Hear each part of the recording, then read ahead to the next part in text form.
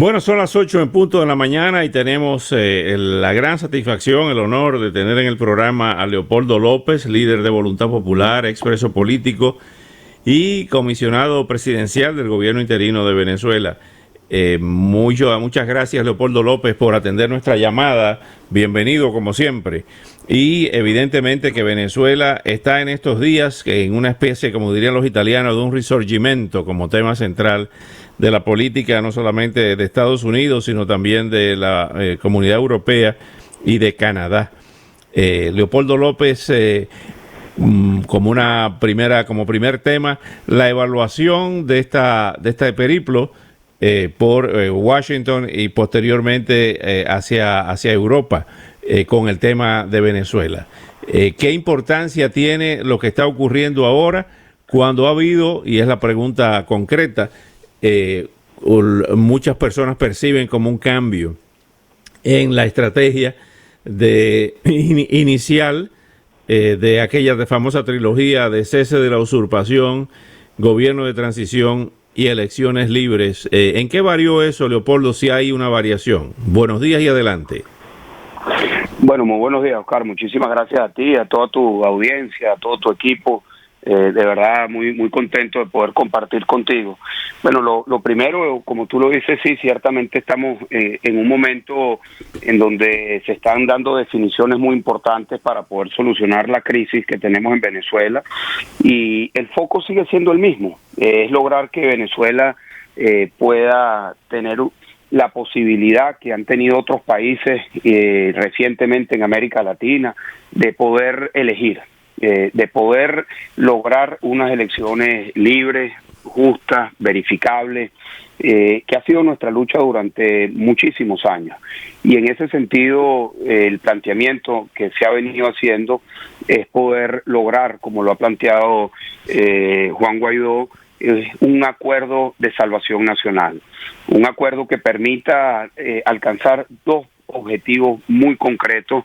El primero de ellos es atender la tragedia humanitaria que vivimos en nuestro país, y el segundo, poder lograr un cronograma que nos lleve hacia unas elecciones parlamentarias y presidenciales que sean libres, justas y verificables. Para lograr eso es necesario contar con todo el apoyo de los Estados Unidos, de Europa y de los países de la región, y por eso hemos estado en Estados Unidos, en Europa y hablando con los países de la región para lograr el acompañamiento decidido a que se pueda forzar y se pueda materializar un acuerdo en este sentido. No hay manera de solucionar la profunda crisis que tenemos en Venezuela si no se produce el cambio político, si no se produce el tránsito hacia la libertad y la democracia. El origen de la tragedia de Venezuela no es una guerra, no es un desastre natural. El origen de nuestra crisis es político, y la solución tiene que lograr, o comenzaría por lograr el cambio político.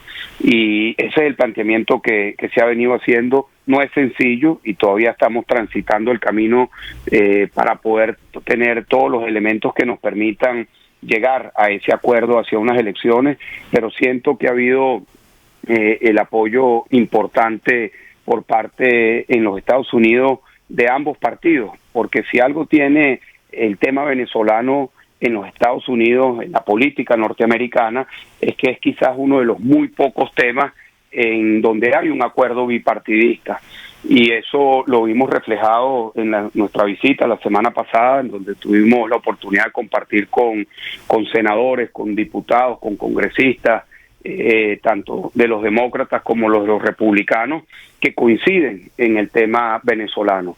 Y eso es una de las grandes fortalezas que tenemos y tenemos que aprovechar, es que el tema venezolano no entre en la diatriba de unos y otros, o de izquierda o derecha, sino que más bien esté en el ámbito que tiene que estar, que es del autoritarismo versus la libertad, y todos aquellos, independientemente que sean demócratas o republicanos, independientemente que estén en el ámbito ideológico de la izquierda o la derecha, que todos puedan apoyar que Venezuela necesariamente transite hacia una elección libre, que es lo que nosotros estamos luchando y hemos venido luchando durante muchísimos años. Leopoldo López, ¿qué importancia juega en todo esto la Iglesia Católica? Se ha producido una reunión hace algunas horas entre el secretario Anthony Blinken en un viaje que ha hecho a Italia. Tuvo una audiencia con el Papa Francisco, donde nos llamó la atención el tema de Venezuela. Fue tema central de esa reunión entre Anthony Blinken y el Papa Francisco. ¿Qué papel juega la Iglesia Católica en el drama venezolano? Mira, la Iglesia Católica en Venezuela tiene mucho peso. La Iglesia en Venezuela le ha puesto siempre el componente moral a esta crisis, porque esta es una crisis en donde hay una violación permanente de derechos humanos de millones de personas, que ha llevado a que millones de venezolanos, venezolanas tengan que salir de nuestro país, y eso es un reflejo de la tragedia que se vive dentro de Venezuela. La Iglesia Católica ha sido un faro de luz en tanta oscuridad que nosotros vivimos en Venezuela, y a nosotros nos parece muy positivo que en ese encuentro entre el secretario de Estado Blinken, el Papa Francisco y el secretario de Estado del Vaticano, Parolin, el tema venezolano haya tenido un espacio central. Yo tuve la oportunidad de estar en Italia y de visitar el Vaticano, hablar con el secretario de Estado Parolin sobre la importancia que es una participación activa de la Iglesia, del Vaticano, en lograr este acuerdo de salvación nacional, en lograr este tránsito que nos permita atender la tragedia humanitaria y lograr unas elecciones libres en nuestro país. Creo que son buenas noticias que Venezuela esté siendo nuevamente parte de la discusión mundial sobre lo que es la necesidad de buscar una salida a esta profunda crisis que ya no es de los venezolanos. Esta es una crisis que ha afectado al continente entero. Nosotros durante muchos años, Carlos, veníamos diciendo, tú siempre lo has planteado en tu programa, que el tema venezolano es un tema que merece la atención de todo el continente, y siempre lo decíamos, que la crisis venezolana iba a terminar afectando a todo el continente, y así ha sido. Hay 2 millones de venezolanos en Colombia, 1,5 millones de venezolanos en Perú, casi 700,000 venezolanos en Ecuador, en Chile una cifra similar, en Estados Unidos más de 500,000, en España más de 500,000, y eso ha tenido un impacto en la política interna de cada uno de esos países. Por eso es que la solución de la crisis venezolana también es en parte la solución a los problemas que se están viviendo en el continente. Nadie mejor que Leopoldo López para dar testimonio de la crueldad y de la dureza de esa dictadura militar en Venezuela. Y decimos dictadura militar a los que nos gusta leer la historia de lo que ha sido la historia venezolana y latinoamericana. Precisamente esta semana hemos estado viendo unos documentales interesantísimos, Leopoldo, que seguro tú lo has visto también, con relación a los regímenes militares en la historia de Venezuela, desde Cipriano Castro, Juan Vicente Gómez, Marcos Pérez Jiménez, luego Chávez.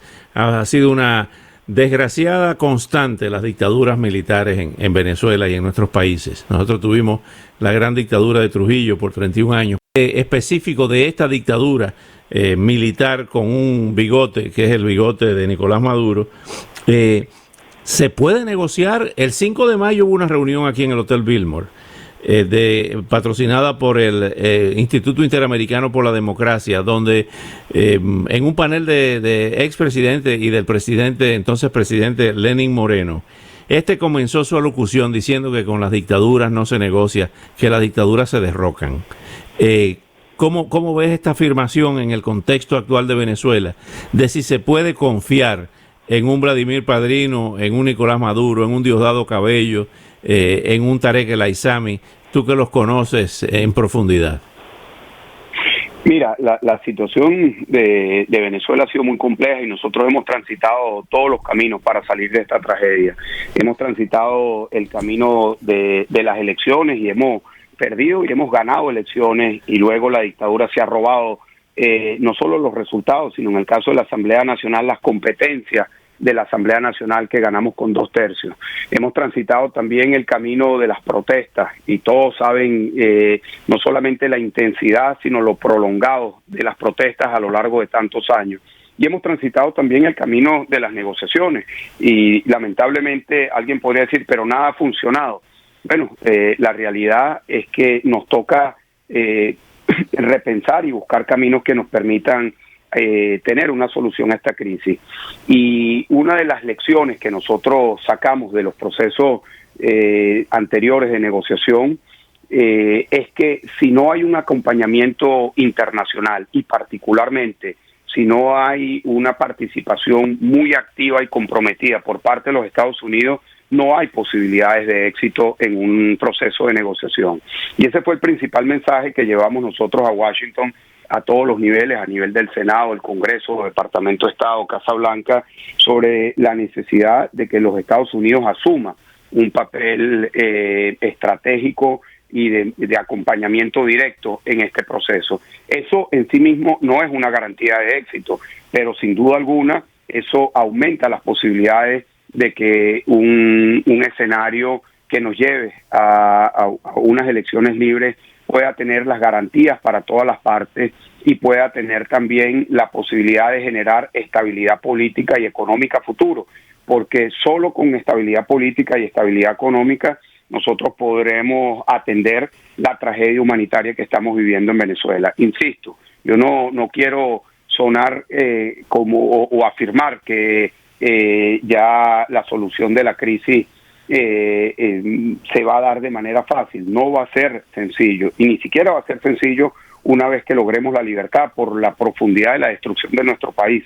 Pero lo que sí sabemos es que este es un problema continental, este es un problema que ya va mucho más allá de los 912.000 kilómetros cuadrados del territorio venezolano y los 30 millones de venezolanos. Es un problema que tiene implicaciones tremendas, que requiere de la participación activa de los Estados Unidos, pero también de Europa. Yo creo que en estos momentos hay la oportunidad de hacer del tema de Venezuela un tema multilateral, un tema en donde podamos tener la coordinación y la articulación efectiva de los países que apoyan el tránsito hacia la democracia.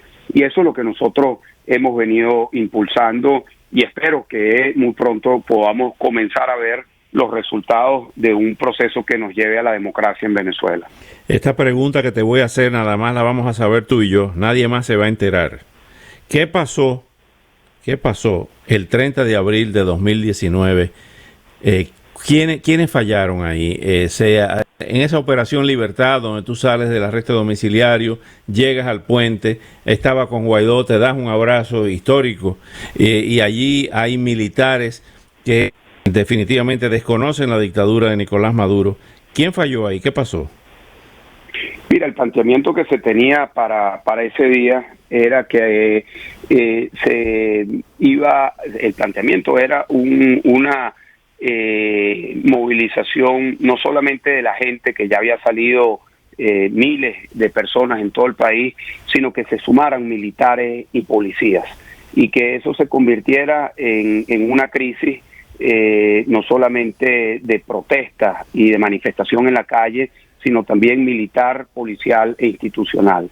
Y parte del planteamiento que estaba para ese día era un pronunciamiento que se iba a hacer por parte del Tribunal Supremo de Justicia, y que eso iba a generar otros pronunciamientos de sectores militares y policiales. Lo que nosotros teníamos visualizado para ese día es lo que terminó ocurriendo en Bolivia meses después.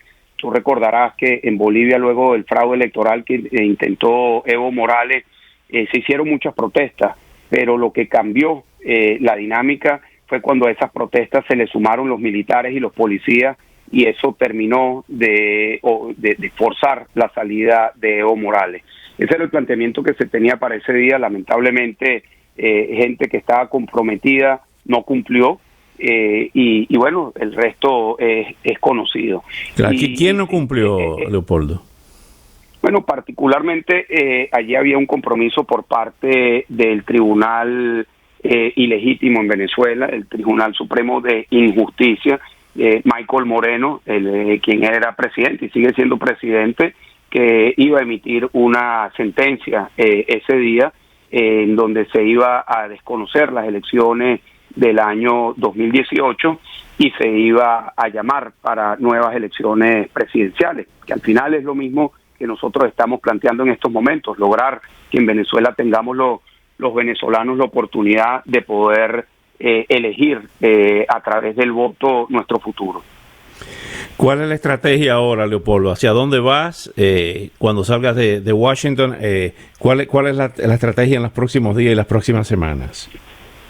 Bueno, nosotros estamos centrados en estos momentos en afianzar la unidad en todo sentido.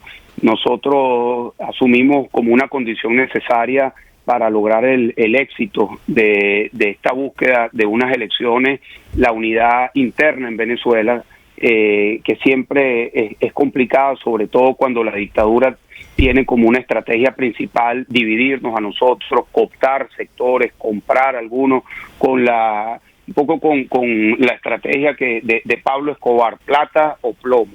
Y eso ha hecho complejo toda la dinámica interna en Venezuela. Sin embargo, te puedo decir que en este planteamiento hemos logrado sumar prácticamente a todos los sectores políticos y de la sociedad civil en Venezuela, pero también la unidad es necesaria fuera de Venezuela y es también parte del trabajo que nosotros estamos haciendo desde afuera, de pedirle a los países de Estados Unidos, Europa, los países de la región, que ellos también entiendan que tienen que estar unidos, que tienen que ser parte de una misma estrategia y que tenemos que lograr la unidad interna y la unidad de los aliados internacionales.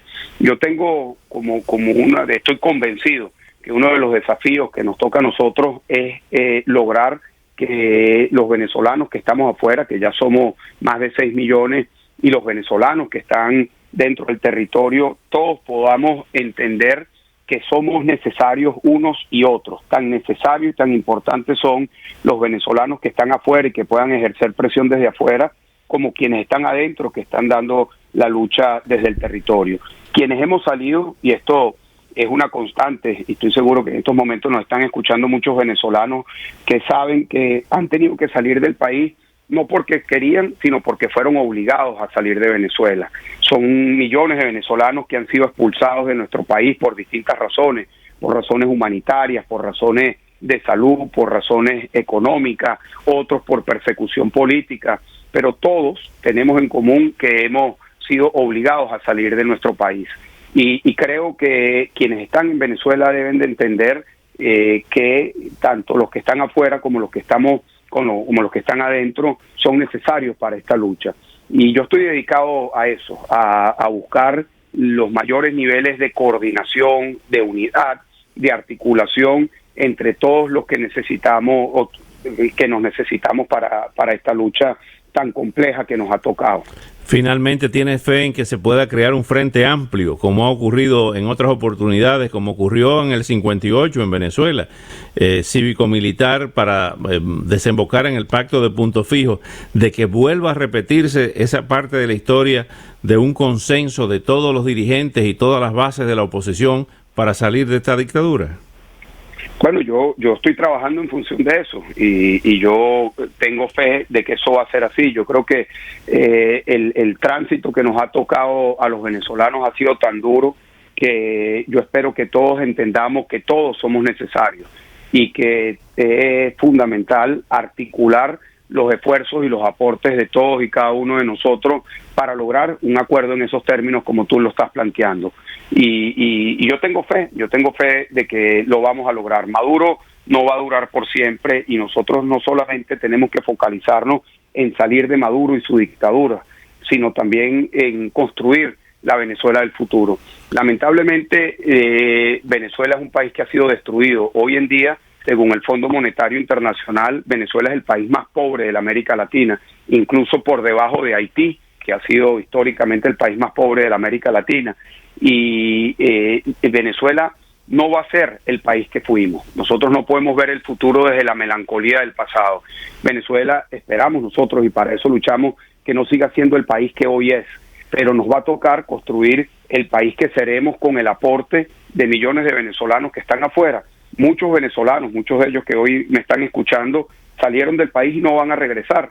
Y eso es natural, así son las migraciones. Han echado raíces, sus hijos han crecido fuera de Venezuela, pero yo estoy convencido de que el aporte de los venezolanos que están afuera con su talento, sus contactos, su conocimiento, el capital, va a ser estratégico para la construcción de la Venezuela que viene.